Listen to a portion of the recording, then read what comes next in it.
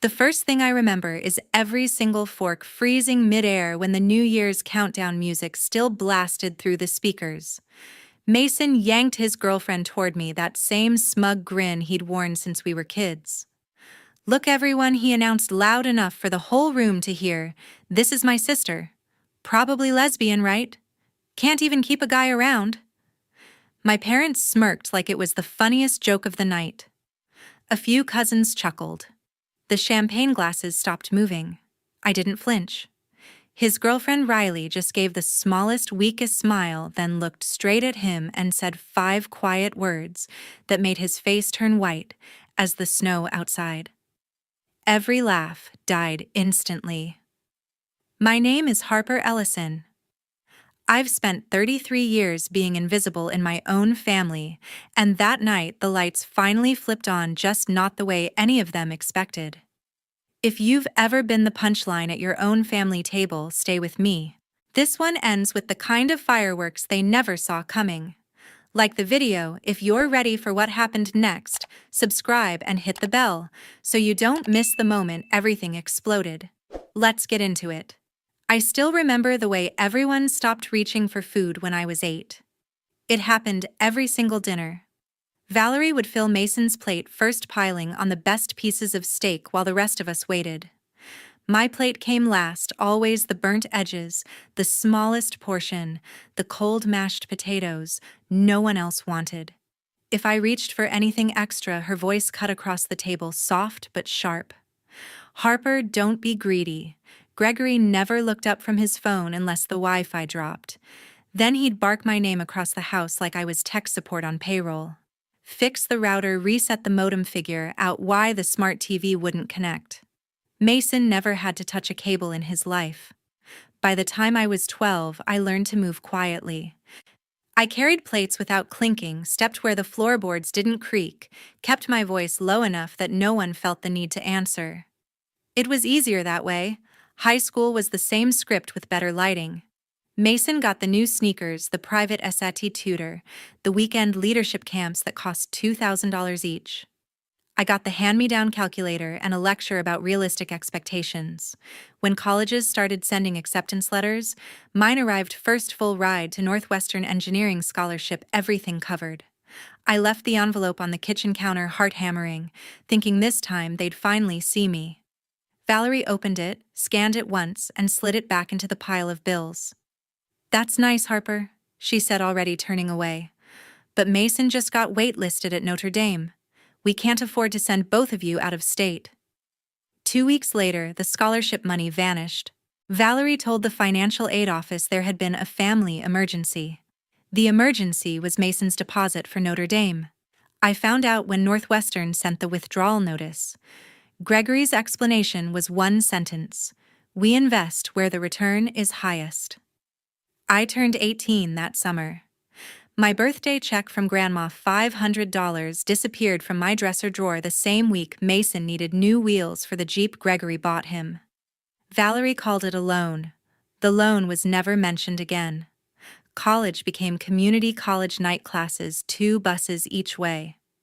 I paid for every credit myself, stacking jobs at the campus library and a 24-hour diner. Mason flew home every break with new stories about frat parties and spring break trips nobody asked me to contribute to. During freshman winter break, he wrecked the Jeep. Gregory didn't yell. He just looked at me across the kitchen the next morning. "You're good with cars, right? Take the bus to the body shop and handle it." I spent my only day off that week shuttling between the shop and the insurance office because Mason had practice. Sophomore year, I won a paid internship at a tech startup downtown. $12 an hour, real experience, resume gold. I came home waving the offer letter. Valerie was on the phone booking Mason's recruiting showcase in Florida, $3,000 for 3 days. "We're a little tight right now," she said without looking up. "Maybe next summer." There was no next summer. The money always went somewhere else. I learned to stop bringing things home. Report cards, awards, acceptance letters, anything that might force them to notice me and then decide I wasn't worth the cost. I kept my achievements in a folder on an old laptop hidden under loose floorboards in my closet, the one place they never looked. Gregory only said my name when something broke or someone needed a ride. Mason got the congratulations, the new phone every year, the proud Facebook posts. I got the leftover chores and the gentle reminders that gratitude was a virtue. By 22, I had 2 associate degrees, 0 debt, and a savings account I guarded like a state secret. Valerie found it anyway. Mason needed one last push for grad school applications, private coaching, fancy recommendation letters. $8,000 gone in a single afternoon.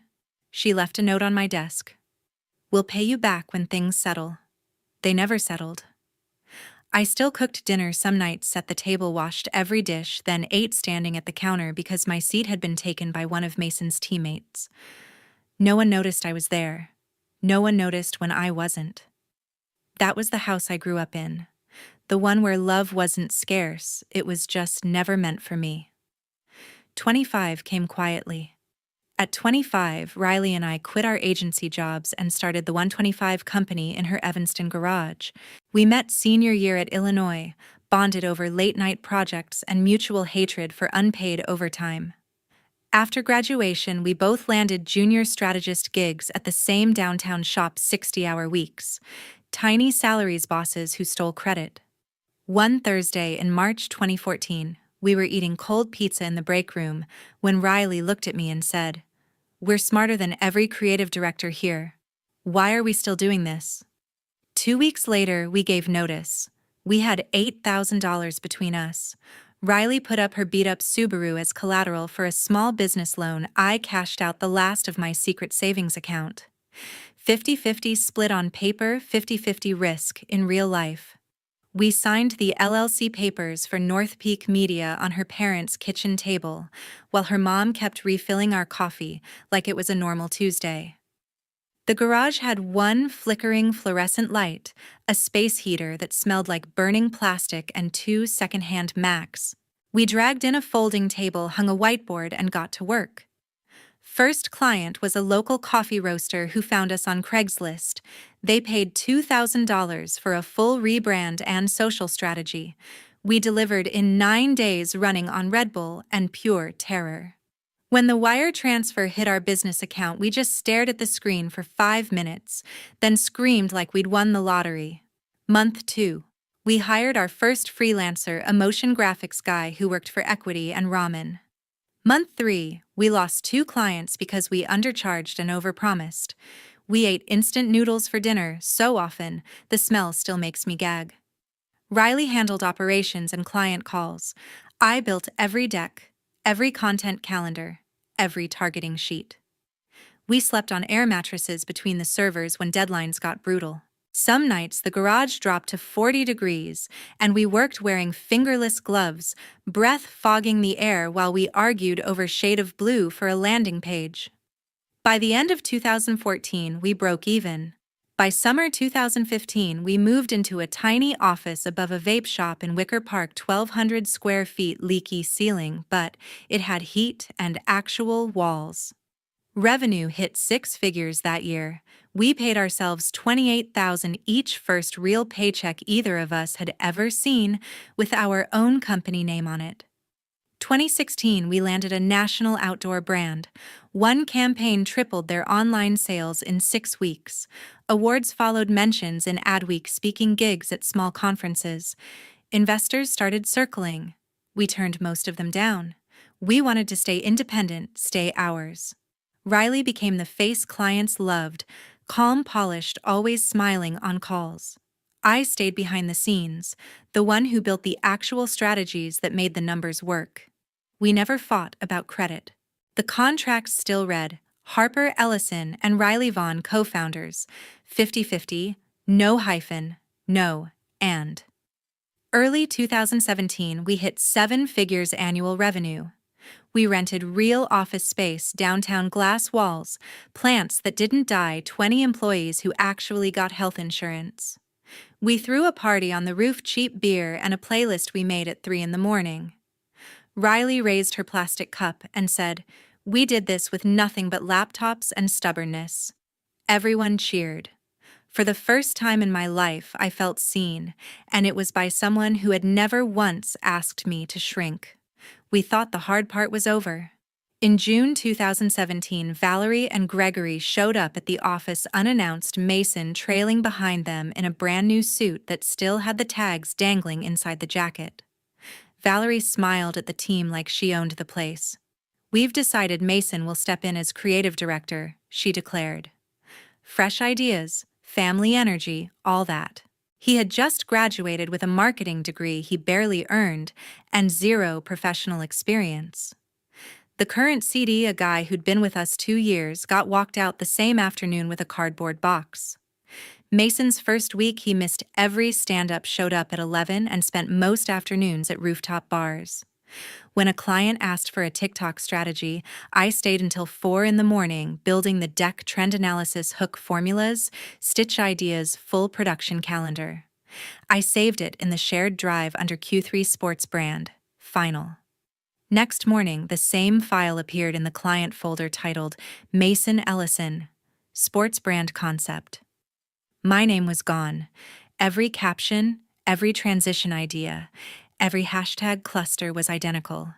He'd just swapped the cover slide. Riley saw the revision history. She looked at me across the desk, eyebrows raised, but said nothing. I just nodded and kept working. It became routine. I'd finish a Reels campaign for a beauty client, upload at midnight, wake up to Mason presenting it at 10 with his own voiceover. The team started clapping for him.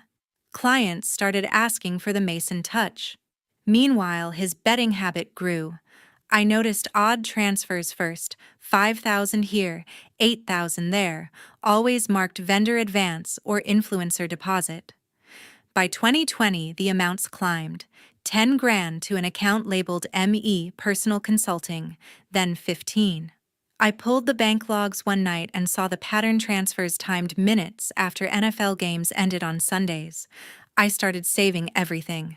Screenshots of Slack where he called my strategies safe and boring, recorded Zoom calls where he claimed concepts he'd never touched, exported every revision history that showed my original files and his copy-paste uploads. I kept a private folder labeled Receipts. In meetings, he'd lean back, feet on the table, and say things like, "Harper's great at execution, but vision, that's my department." The new hires laughed. Riley's jaw tightened, but she stayed quiet. 2022, he lost $62,000 on a single playoff weekend. The next Monday, a transfer for $65,000 left the company account at 2:14 a.m. The memo line just said, talent fee. I checked the recipient, a sportsbook in New Jersey. I added it to the folder. By 2023, the total crossed $178,000. He got bolder, started approving his own expenses, signing my digital signature on invoices I never saw. On Slack, he posted in the main channel, "Harper's been struggling with bandwidth lately, happy to pick up the slack." The laughing emojis piled up. Riley read it, closed her laptop, and looked out the window for a long time. Still nothing. I kept building the campaigns that paid everyone's salaries, kept watching my work walk out of his mouth, kept saving every bite of proof. From 2021 on, nothing he touched stayed clean. Some nights I sat alone in the office after everyone left, scrolling through 7 years of stolen slides, and felt the same cold calm I used to feel eating cold leftovers at the kitchen counter. Only this time, I wasn't staying quiet anymore. On the night of December 28, 2024, Lauren Parker, our former accountant who'd left the company back in November, texted me a single 47-page Excel file with no message attached. I opened it at 11:47 p.m. in my dark apartment. Rows and rows of transfers, every single one signed by Mason. Dates, amounts, fake vendor names, routing numbers.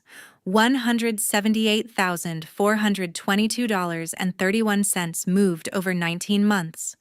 She had highlighted the sportsbook IP addresses in red. I called her immediately. "How long have you known?" "Since the day I quit," Lauren said, voice low. "I kept remote access to the read-only ledger. I thought I was being paranoid until the numbers wouldn't balance anymore. She'd spent weeks matching withdrawal timestamps to NFL game clocks, cross-referencing burner accounts, pulling public gambling loss records that somehow ended up in Mason's name. The file was airtight. We met the next morning, December 29th, at a quiet coffee shop in Logan Square.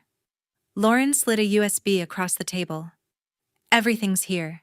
Bank logs, forged approvals, tax forms he never filed. Enough for criminal charges. That same afternoon, we sat in a law firm on LaSalle Street. The civil attorney, a woman who specialized in corporate fraud, read the summary in 12 minutes and looked up. This isn't just embezzlement. It's tax fraud on a federal level. The IRS will eat him alive. We spent the rest of the day in her conference room. Signed retainers, printed copies, built timelines. By 6 p.m., we had a sealed complaint ready for filing and a whistleblower submission addressed to the IRS Criminal Investigation Division in Chicago. December 30th, we drove to the federal building downtown. Lauren handed the envelope to the agent herself while I waited in the car. The receipt stamp read 9:42 a.m., case number assigned on the spot. Riley knew every step. I'd told her the night Lauren first texted. She listened without interrupting, then asked only one question. Does he suspect anything? Not yet. She nodded once. Then I keep playing the happy girlfriend until the clock hits 0. No one watches me closer than he does right now. She still showed up to holiday parties on his arm, still laughed at his jokes in the office, still posted couple photos on New Year's Eve like nothing was wrong. Every smile was another layer of camouflage. I spent those same 48 hours finalizing the presentation deck, every stolen slide, every fraudulent transfer, every Slack message compressed into a single folder on a brand new USB. I labeled it plainly, evidence. Lauren texted the night of the 30th IRS confirmed receipt. They're moving fast. I stared at the message until the screen went black. Everything was locked and loaded.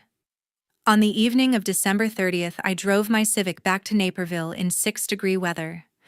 The heater barely worked, so I kept my gloves on the whole 40-minute drive.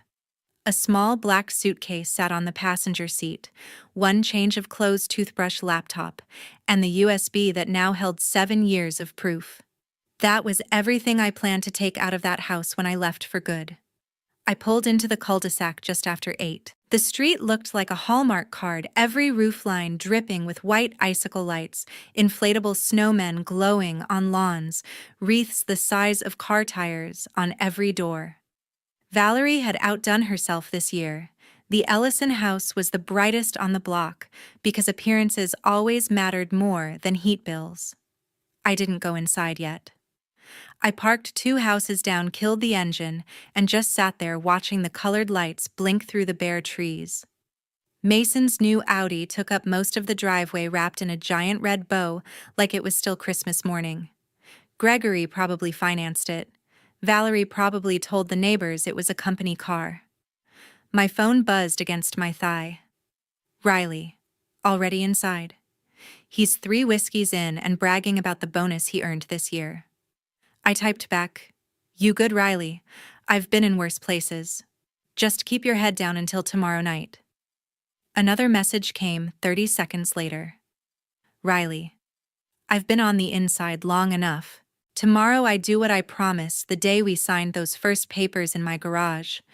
I stared at the screen until the cold crept through my coat. She had never once in 10 years broken a promise to me. Not when we had $23 in the company account. Not when investors laughed us out of the room. And not now when she was sleeping next to the person who'd spent years trying to erase me. I believed her completely. I rolled the window down an inch. The air cut like glass, but it kept me awake. Kids ran past in snowsuits, laughing, dragging plastic sleds toward the hill at the end of the block. Normal families. Normal noise. Inside our house, through the big bay window, I could see Mason holding court in the living room, arms wide, mouth moving a mile a minute. Valerie hung on every word. Gregory refilled his glass without being asked. Riley stood slightly behind Mason, one hand on his shoulder, the perfect girlfriend smile fixed in place. She caught my eye through the glass for half a second. Gave the tiniest nod. I looked away first. I stayed in the car another hour. The dashboard clock crawled past 10:09. Frost started crawling across the inside of the windshield. Every few minutes, another cousin or neighbor arrived, tires crunching over packed snow doors, slamming voices carrying across frozen lawns. At 10:47 p.m., I finally grabbed the suitcase, and the USB walked up the salted driveway and let myself in, with the key I hadn't used in months. The entryway smelled like cinnamon and pine, and the same lemon polish Valerie had used since I was 10. Mason's voice boomed from the kitchen. "Took you long enough, Harper? Thought you were too busy being important to show up on time." I didn't answer. I set the suitcase by the stairs, slipped the USB into my pocket, and went upstairs to the same bedroom that still had my high school posters curling at the edges. I didn't unpack. I didn't plan to stay long enough for that. I lay on top of the covers, fully dressed, boots still on, and watched the fairy lights from the neighbor's tree flicker across the ceiling until the house finally went quiet around 2. My phone lit up one last time. "Riley. See you tomorrow night. Midnight." I typed back a single word. "Always." The clock on the mantel hit 11:55 p.m. on December 31st, and the first fireworks cracked open the sky above Naperville. The living room was packed, cousins on the sectional, neighbors on folding chairs, champagne flutes catching the colored flashes through the windows. The TV blared the downtown Chicago countdown volume low under overlapping conversations. Mason stood in the center, arms slung around Riley, whiskey sloshing in his other hand. He spotted me leaning against the archway and raised his glass like a toast. 10, 9. The TV crowd chanted.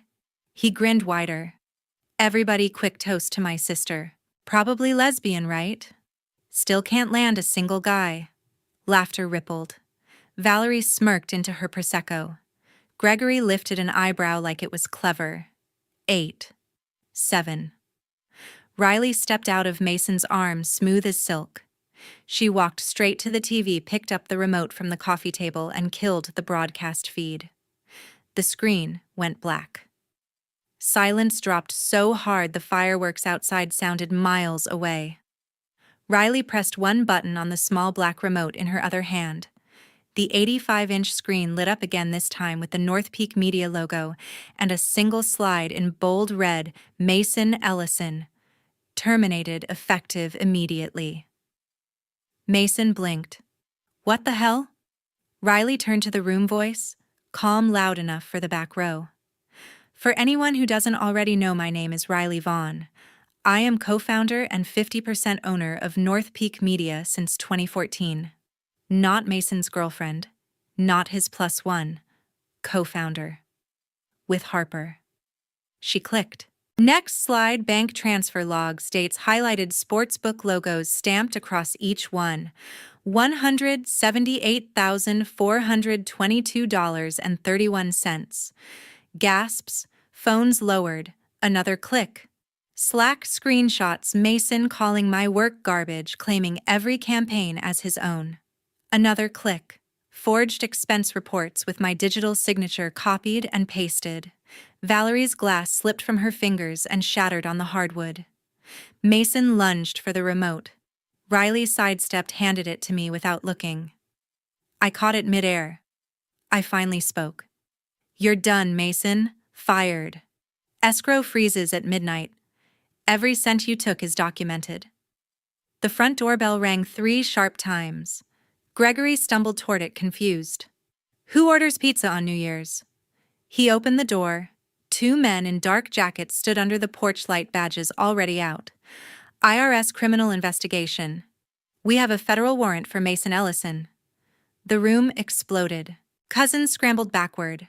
Someone screamed. Mason's face went gray. He looked at Riley like she'd grown a second head. "You set me up," he shouted.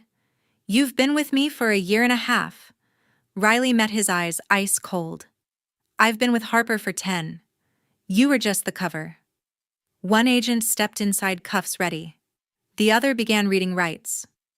Mason tried to bolt toward the kitchen. Gregory grabbed his arm, then let go like he'd been burned. Valerie sank to the floor among the broken glass, sobbing my name for the first time in years. I didn't move to help her.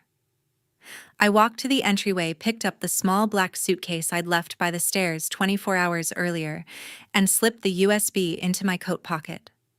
The same USB now mirrored on the screen behind me, copied to the cloud, sent to every board member an hour ago. Riley met me at the door. She didn't touch me, just nodded once. Outside, fireworks painted the sky red, green, gold. Sirens started in the distance, growing louder.